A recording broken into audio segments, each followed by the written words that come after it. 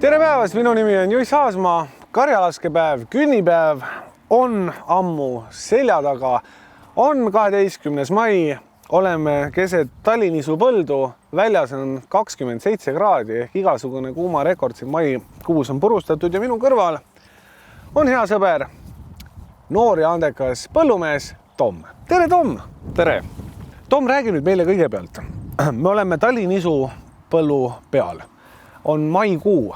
No räägi kõigepealt, kuidas sa jõudsid üldse nagu põllumajanduseni või kuidas sa sellesse erialla sisse nagu sulandusid?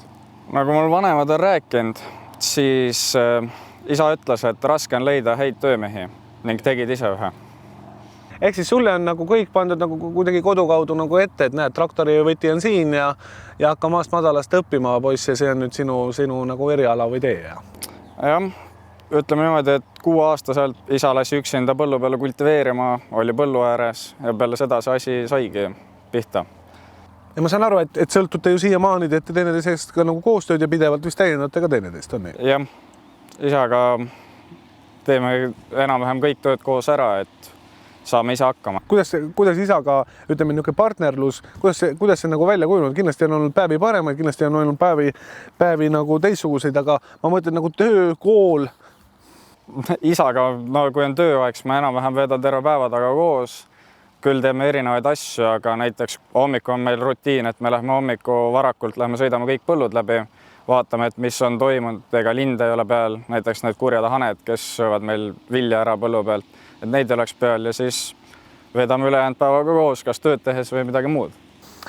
Kindlasti on kujunenud välja teil niimoodi, ma arvan ka nagu tööjaotus, et osasi asju isa ei viitsi teha, lükkab edasi pojale ja teiste asjadega vist vastupidi. Isa ei viitsi põllude masinad haakida, traktoritele järgi, siis seda tööd on hea lasta mul teha ja väetise kotti kokku panna.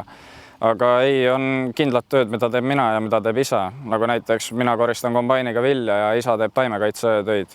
Selge, ehk siis mis me saime teada, Tom, et sa oled lihtsalt sündinud sellisesse pere, kus sa oled kõik heatahtlikult võtnud teatepulgana nagu üle, läinud papsi rütmis ja täiendate teineteist ja ei olegi ju mingit probleemi ju. Täpselt nii see on. No aga räägi, Tom, kuidas sa leiad selle kõige töö kõrvalt, kui sul on palju tegemist ja mis sa siin rääksid, kuude kaupa ja hommikust õhtuni, mis teeb noor andekas põllumees vabal ajal? Mismoodi ta oma vaba aega sisustab?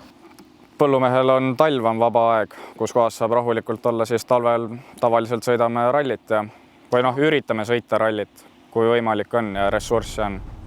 Aha, aga kas see ralli pisik, ma saan aru, no nii nagu põllumehe pisik on ka sul kuidagi isaga seotud või on see tulnud kuidagi hoopis eraldi teistpidi teed või?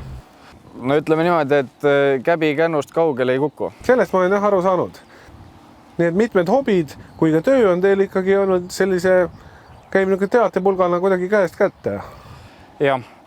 No nii, Tom, aga kui me jõudsime nüüd sinu hobini ja oleme rääkinud siin natukene nüüd rallisportist, no mis sinu sellised rallikarjääri kõige kustumatud elamused või tulemused on? Ma mängisin arvutimänge palju ja arvutimängudes ma teenisin oma esimesed 1500 eurot. Ma ostsin selle eest endal uue arvuti muidugi ja siis ostsin ka ralliauto. Ja läksime Viljandi järve peale sõitma, minul oli muidugi roostes Volkswagen Golf 3 4-ukseline punast värvi ja lõppkokkuvõttes päeva lõpuks ma olin poodiumi peal. Esimene kord läksin sõitma, 3. koht. Ma ei mäleta nüüd, kas 2018-2019 aasta me võtsime isaga plaani, et me sõidame terve hooaja. Vahet pole, mis põllutöö on, et me jätame selle ühe päeva vahele või kuidas on selle nädalavahetuse, et me lähme raudpulk sõidame. Siis ma olin veel 16 või 17 aastane. Ja me sõitsime kõik karikasarjad, mis meie ümber oli. Ja ütleme niimoodi, et ma sõitsin noorte klassi seal ja hooaja kokkuvõttes ma olin kõik karikasarjad, mida ma sõitsin, kõik karikasarjad ka võitsin. Kuidas praegu ralli, ütleme, ressursi ja tegemiste ja tahtmistega hoog on?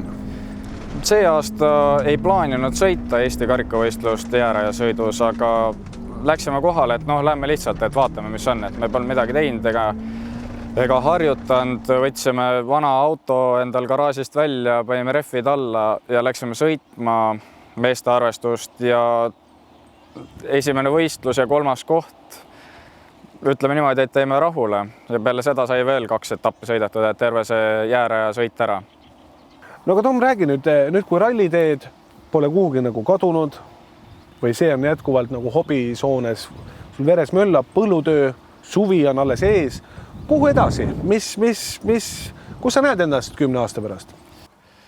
No edasi tuleb minna ikka taluga, et see ralli on lihtsalt hobi korras, et vaatame, et kas on võimalust või ei ole, aga nagu oli näha, et oli võimalus, siis me ikkagi just aeg-ajalt üritame käia sõitmas, et kui võimalik on, et põllutöö on esimesel kohal ja ülejäänud hobid tulevad pärast põllutöid. Ega siis ei oskagi rohkem siin kohal mitte midagi öelda, kui sulle Tomme tuult tiibadesse, ma tulen 10 aasta pärast vaatama majapidamist. Tänud! Meie siin võtame keset seda tali nisupõldu otsad kokku. Aitäh, Tom, selle toreda jutuajamise eest. Teile aga soovime ilusat suve jätku ja kõike head!